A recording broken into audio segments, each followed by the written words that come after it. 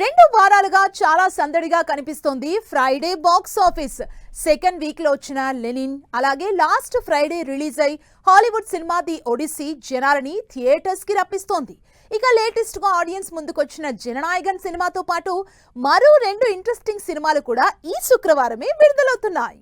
Tamil Nadu CM Thalapathy Vijay most anticipated సినిమా Jana Nayagan theatres లో సందడి చేస్తోంది. పాన్ ఇండియా లెవెల్లో భారీ స్థాయిలో అభిమానుల ముందుకొచ్చేశాడు జననాయకుడు.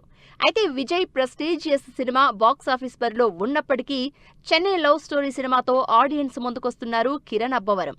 సినిమా రిలీజ్ శుక్రవారమే అయినా ఈ గురువారమే గ్రాండ్ ప్రీమియర్స్ తో వచ్చేస్తోంది Chennai love story.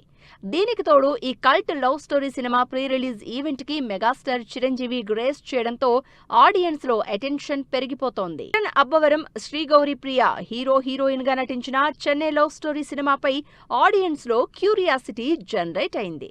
Ravi నంబూరుని director గా పరిచయం చేస్తూ ఎస్కేఎన్ నిర్మించిన చెన్నై లవ్ స్టోరీ సినిమాకి కథ, స్క్రీన్ ప్లే, మాటలు అందించారు సాయి రాజేష్. ఇక మెలోడీ బ్రహ్మ మణిశర్మ సంగీతం ఈ సినిమాకి బిగ్ అసెట్. దీనికి తోడు సినిమా కల్ట్ లవ్ స్టోరీ అంటూ ఇప్పటికే క్రేజీ ప్రమోషన్స్ తో ఆదరగొట్టారు మేకర్స్. ఇప్పుడు ఓ బేబీకి కలిసొచ్చిన ప్రీమియర్స్ స్ట్రాటజీని చెన్నై లవ్ స్టోరీ సినిమాకి సైతం అప్లై చేస్తున్నారు. చెన్నై లవ్ స్టోరీ సినిమాతో పాటు ఈ శుక్రవారం థియేటర్స్ లోకి వస్తోంది the India story. Kajal Agarwal, Shreyas Talpade lead రోల్లో నటించిన ఈ సినిమా కాంట్రవర్సీ సబ్జెక్ట్ తో వస్తోంది. వ్యవసాయంలో పెస్టిసైడ్స్ ఎక్కువగా వాడడంతో వచ్చే సైడ్ ఎఫెక్ట్స్, వాటి కారణంగా వచ్చే అనారోగ్య సమస్యల కథాంశంగా ది ఇండియా స్టోరీ తెరకెక్కింది.